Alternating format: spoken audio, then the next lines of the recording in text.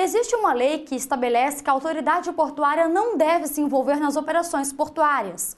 Por isso, quando estiver concluído o berço 3, juntamente com o berço 4, devem ser licitados para serem explorados por outros operadores, que vão realizar investimentos em equipamentos, infraestrutura e em tecnologia portuária. Vai ser entregue o berço 3 e nós temos já o berço 4. O berço 3 entregue, a quem vai caber a responsabilidade de fazer o acabamento no berço 3 e o término ou o melhoramento do berço 4? Vai ser um novo arrendatário? Como é que vai ficar essa situação? Isso aí nós temos aí 2 passos anteriores a ser feito. Tá? Então, com o berço 1 e 2 entregue à arrendatária, APM Terminals, Teconv, já deixando lá, nós temos aí um trabalho, primeiro, que nós também uma obrigação contratual de estabelecer o reequilíbrio econômico do contrato. O reequilíbrio econômico do contrato é um processo que está previsto no edital de licitação, que tem que fazer uma ponderação de tudo que ocorreu nesse período. Tá? Então, nós já estamos com um processo em andamento e devemos ter, nos próximos 120 dias, essa conclusão. Tá? Porque houve, nesse período que caiu, deixou de operar, não desapropriou, alguns aditivos ao contrato. Isso precisa ser ajustado. E isso aqui nós devemos fazer como? Com esse estudo competente. Ou seja, uma rediscussão do contrato de arrendamento. Então, isso já já fizemos um edital, já publicamos essa informação desse processo de reequilíbrio nos jornais do município, mostrando que o processo foi definido ou aberto, e terá esse procedimento que a lei estabelece. 120 dias para estudar o reequilíbrio, 45 dias para que a parte contrária faça as suas ponderações sobre o que foi levantado nesse processo, depois faça-se por audiências públicas para mostrar para a comunidade o que é que ocorreu e o que é que vai ser recomposto. Isso feito, o que é que está no plano também do governo, o plano do governo Jandir Bellini, que não foi feito ainda, porque tem essa questão do reequilíbrio e o problema dos berços que caíram. Esse reequilíbrio, antes do senhor falar nessa questão dos planos esse reequilíbrio quer dizer o seguinte: o Teconv, ele deixou de arrecadar algum dinheiro em relação ao porto parado, por causa da enchente, por causa dos berços, então eles querem também operar nos 2 berços que vão ser entregues, é isso? Não, seria mais ou menos isso? Mais ou menos isso, vamos dizer, dentro desse processo de arrendamento, e isso é o que prevê a lei, houve fatos externos que modificaram as condições do contrato. Por exemplo, caiu um berço, eles deixaram de trabalhar 1 ano no berço. O que pesou nos seus investimentos isso aí? Nesse ínterim, que começou em 2001, em 2007 apareceu um concorrente que não estava no primeiro plano de negócio.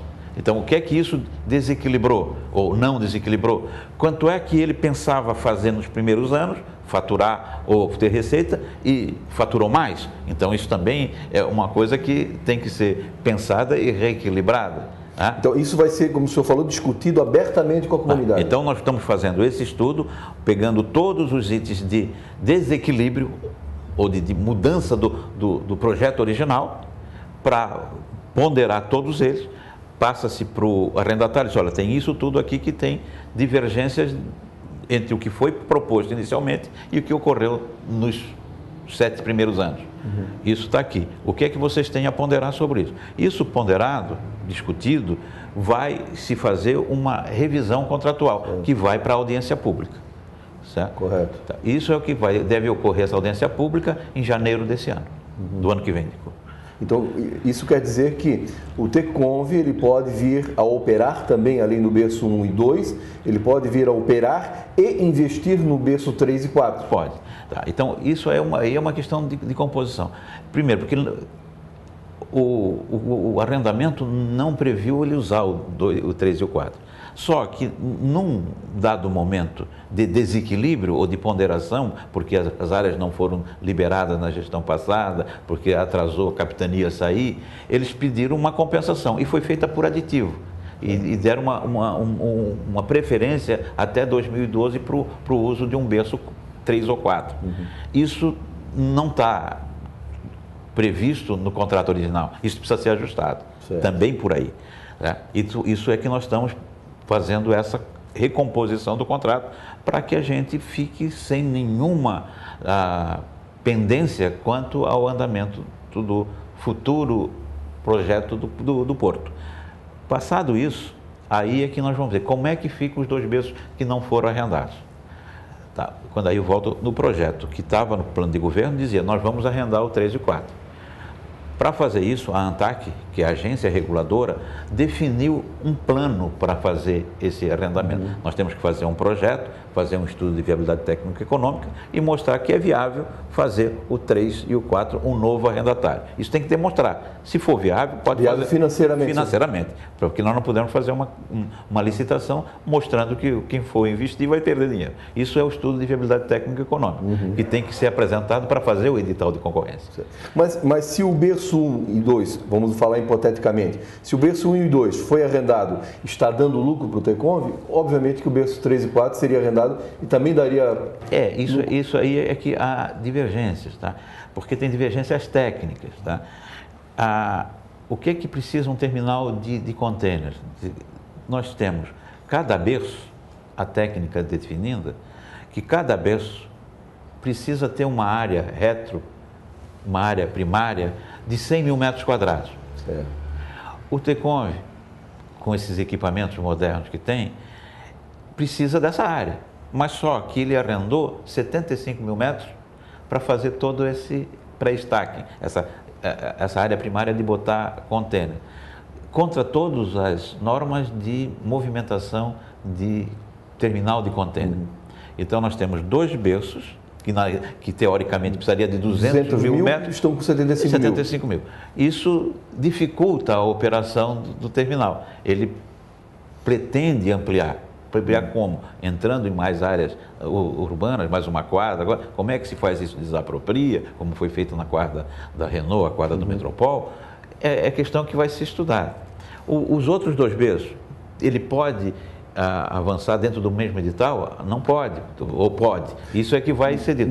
No caso desses 2 berços que estão para arrendar, eles estão hoje com qual área portuária que eles têm? Aí a área portuária que nós temos, que é o porto que tem, já área pública, nós temos uma área não contígua, ali que é nós chamamos de RAC, que é o recinto alfandegado contíguo, que ali deve ter mais ou menos 20 mil metros.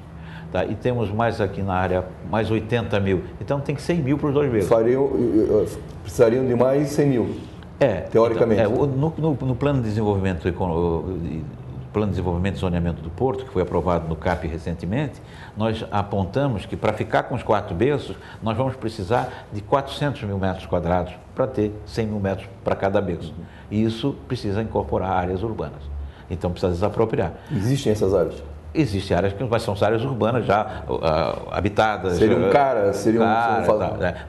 Mas é a providência que o Porto está apontando como necessária e que precisa buscar. Então, isso é o que nós dissemos. Nós vamos ter que buscar mais áreas para viabilizar o terminal de contêiner da margem direita. Certo.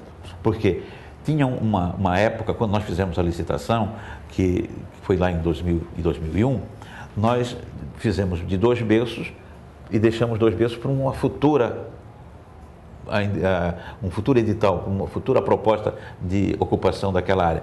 Porque não se via, no momento, e não era permitido até pela agência reguladora, de ter o monopólio de um só operador no porto. Então, por isso, fez 2, para no futuro fazer mais 2. Por circunstâncias, não desapropriou, não chegou, depois veio a enchente, até agora não deu para fazer o edital do segundo berço, do segundo trecho, que é o berço 3 e o berço 4. Nós vamos ter isso no final do ano recomposto, aí nós vamos trabalhar nisso. Mas o problema do monopólio, de certa forma, mudou, porque nesse período apareceu a portonave. Então, o quadro é muito complicado. Certo? Tem que se fazer realmente o estudo, tem que se discutir com a comunidade. Exatamente. O que vai ser melhor para o município também.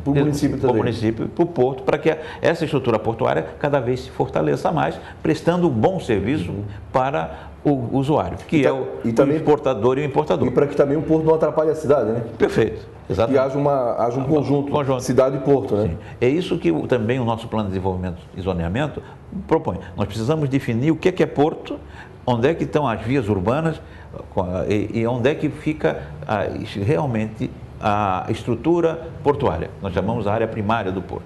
Isso definido, foi aprovado no CAP. Nós podemos trabalhar aí num horizonte de 20 anos para desenvolver esse porto. Sim.